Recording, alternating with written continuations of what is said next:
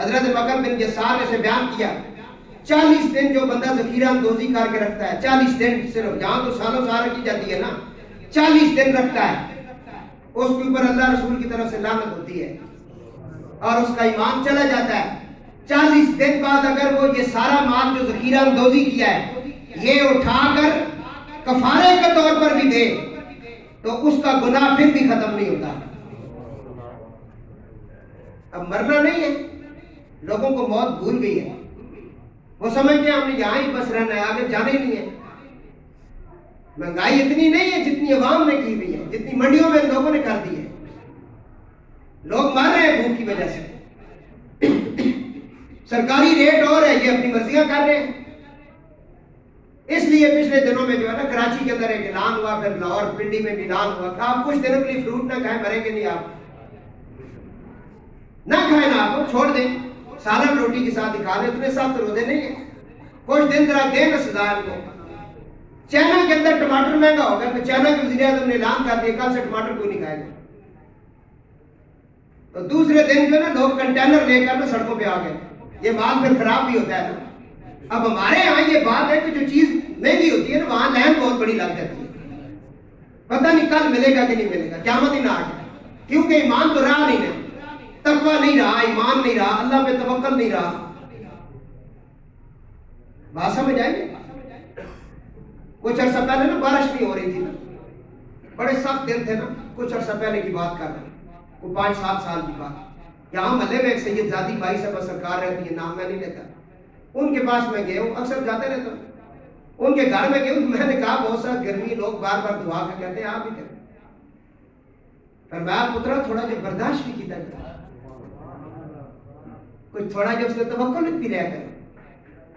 اور میری دادی جان جو تھی نا، میری اپنی دادی جان، ان کی روح مبارک 3 رمضان کو نکلی، وہ اپنی ماں فاطمہ پاک کے ساتھ ہی اللہ نے انہیں دن دیا ہے نا، 40 سال انہوں نے قرآن پڑھایا ایک مصلے پہ، میری دادی جان نے۔ تو جب روح ان کی نکل رہی تھی، رمضان شریف کے دن تھے، میرے والد کی گود میں ان کا سر مبارک تھا، تو میرے تایا نے کہا کہ ڈاکٹر کو بلا کے لاتے ہیں۔ ان کے جو آخری الفاظ ہیں، میں ممبر رسول پہ بیٹھ کے گنبد خضرا کو سامنے رکھ کے کہہ رہا ہوں، اللہ ان کی روح میرے اوپر راضی رکھے، ان کا فیض مجھے نصیب کرے، یہ سچ کہہ رہا ہوں، جب آتی ہے بات کرتا ہوں۔ میرے بزرگوں نے کہا کہ ڈاکٹر کو بلا کے لاؤ نا، گھر گاؤں کے ڈاکٹر کو بلا کے لاؤ، وہ آ کر چیک کرے۔ میری دادی نے کیا کہا؟ انہوں نے کہا اللہ کے اوپر یقین نہیں رہا تمہیں؟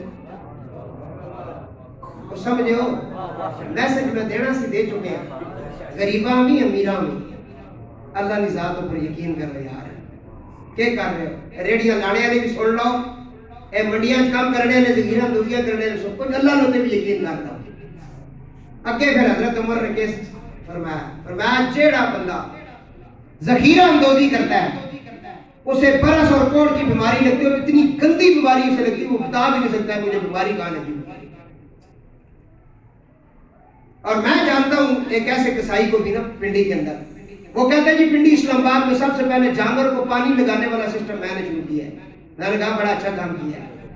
میں کہا حضور کی حدیث ہے کہ پہلا قتل جو ہے نا حابیل قابیل والا جو ہوا ہے، جب تک قتل ہوتے رہیں گے پہلا گناہ اس کو ملے گا۔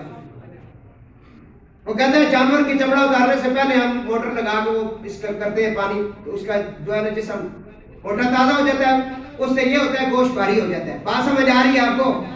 میں نے کہا پھر چاند دے نہیں ہے تیرے، اسے میں جانتا ہوں، ممبر پہ بیٹھ کے اس لیے کر رہا ہوں باتیں۔ کہ پھر کیا ہوا؟ اس کے بیٹے جوان کو ایک ایسی بیماری لگی ہے کہ ڈیلی 5000 روپے کا ٹیکہ لگتا ہے۔ کچھ اللہ سے ڈرے بھائی، خوف خدا کریں۔ یہ ذخیرہ دوزیاں کرنے والوں کے گھر میں سکون کوئی نہیں ہے، یہ آلووں کے ساتھ پھر گیلی مٹی لگا کر ان کو بھاری کرنے والوں کے گھر میں سکون نہیں ہے، یہ لوگوں کے ساتھ ظلم کر کے مسلمانوں کے ساتھ، ان کے غلاموں کے ساتھ یہ عمل کرنے والوں کے گھروں میں سکون نہیں ہے۔ برطانیہ کے اندر وہ حکومت مسلمانوں کی نہیں انگریزوں کی ہے، تو وہاں جب رمضان شریف کا مہینہ آتا ہے تو وہ ہر چیز سستی کر دیتے ہیں۔ انڈیا مسلمانوں کا، وہاں مسلمان زیادہ ہے لیکن ہندوؤں کی حکومت ہے، وہاں عمرہ حج کرنا، رمضان کے روزے رکھنا بہت آسان ہے، وہ ہر چیز مسلمانوں کے لیے سستی کر دیتے ہیں، اور یہاں مسلمان کا قاتل بنا ہوا ہے۔ اور حضرت عمر رضی اللہ تعالیٰ اس حدیث کو آگے تک لے کر گئے. حضرت مقل بن یسار بیان کرتے ہیں حضور نے فرمایا جو شخص ذخیرہ اندوزی کرتا ہے اس کا حشر ظالم قاتلوں کے ساتھ ہوگا, ظالم قاتلوں کے ساتھ. آئے دن آپ دیکھتے ہیں کہ وہ بیعت چھیننے کا بندہ مار دیا, رات کو کراچی کے اندر ایک بوڑھا بابا مار دیا. ہاں جی, میں تو روز دیکھتا ہوں یہ چیزیں. مرنے والا بھی کلمہ پڑھتا تھا, مارنے والے بھی کلمہ پڑھتے تھے. جب تک تم اپنے حالات ٹھیک نہیں کرو گے کوئی رحمت شمت نہیں آئے گی.